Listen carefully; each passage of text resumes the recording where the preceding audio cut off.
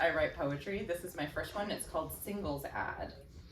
I'm not really lonely. I'm not really bored. I'm not even a little bit sad, but I'm single for the first time in 21 years, so I thought that I might place this ad. I'm 5'3" of average build, and I'm 47 years old.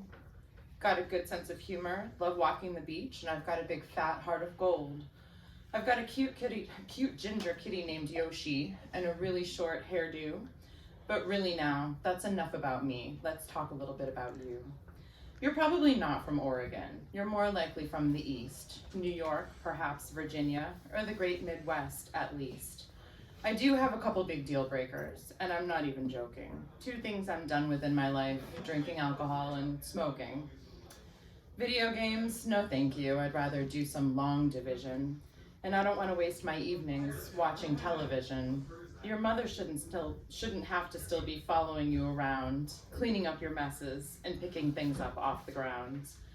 I like to think that you can manage your money very well, and it might be most important that you know how to spell. Vocabulary is not a thing in which one merely dabbles. Your sole purpose on this earth is to kick my ass at Scrabble. You would never even think about indulging in fast food.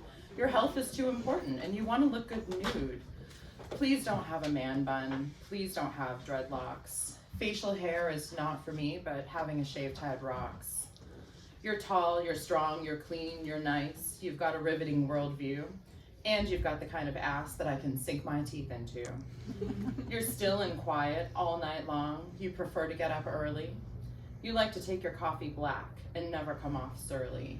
You'll respect my independence. You won't keep me confined. You won't call me every hour. You're not the jealous kind. You love to hike. You love to camp. You're physically versatile. You'll be able to keep up with me and go at least 10 miles. You always look presentable. Your teeth are always clean. You never ever show up late, and you love Halloween. You know how to use chopsticks. You can identify the trees. We love all the same music. You do the best strip tease. You can cook a gourmet meal in just under an hour. You never use sugar, eggs, dairy, legumes, grains, or glutinous flour. Your perspective is sophisticated. Your life story just expands. You can speak in foreign languages. You've been to distant lands. Your penmanship is legible. Your occupation is impressive. You're funny and can make me laugh. You're a little bit digressive. You articulate yourself with ease and effective communication. You make your points deliberately and avoid exaggeration. But hold on just a minute. I'm starting now to see that what I really want, after all, is a male version of me. So the second one, I kind of want to dedicate to all the Parks and Rec workers out there, or anyone who has to deal with bad dog owners. Woohoo! It's called Vigilante Justice. I'll tell you a fun little story that you probably never have heard about a van, a woman, and a couple of dogs and some events that may have occurred. I was working at the front desk of an Oregon coast hotel. I was young, in my mid-20s. Life back then was pretty swell.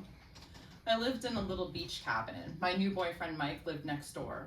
Terry, my boss, lived right next to him. The 3 of us at the seashore. Terry asked if I'd seen a woman driving a van being chased by 2 dogs one day. They followed off leash and she honked the horn, the dogs jumped in and they drove away. I honestly hadn't the slightest idea what Terry was talking about. It all sounded pretty crazy. I must have been working or been out. Terry was obviously quite frustrated. She said to me, "What the fuck? I can't avoid stepping in dog shit every time I walk out to my truck." A few days later in my kitchen, making breakfast and still half asleep, I heard a horn honking out on the road with a steady beep, beep, beep, beep. I looked outside and saw the van with 2 bouncing dogs in tow. It got to the main road and both dogs jumped in, and I thought, what do you know? My coworkers lived in the neighborhood. We started seeing the van all the time. The dogs ran all over in everyone's yard, committing their dog-shitting crime. We didn't know what we should do, so we complained to the local police. They told us we have to see her do it in order for us to make peace. This madness, it went on for weeks. We saw those 2 dogs everywhere. One of us even made a video, but the police didn't seem to care. One night, Mike and I were visiting friends at the north end of town where they dwell. Getting ready to leave, I saw a whole mess of text messages on my cell. Terry had located the residence of the woman with the dogs in the van. "Get home right now," she told me. "I found her, and I've got a plan." Terry had gone and gathered up all the poop that she could find. She didn't leave a single bit of fecal waste behind. She had divvied it into plastic bags, keeping everything clean and neat. The three of us, plus her daughter, left and headed on up the street. Sure enough, she had the right house. There was definitely no mistake.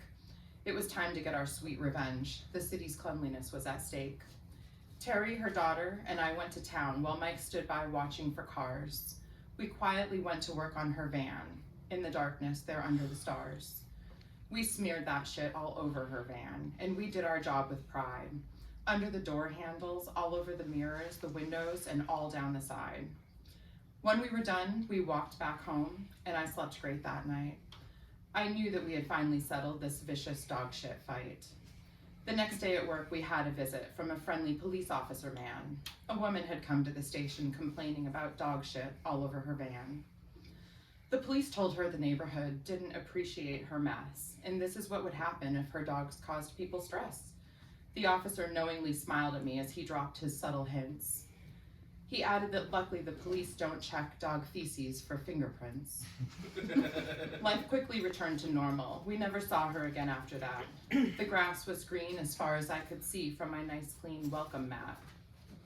When it comes to bad dog owners, you're going to have to trust us. The best way to handle these situations is good old vigilante justice. Woo! Thank you.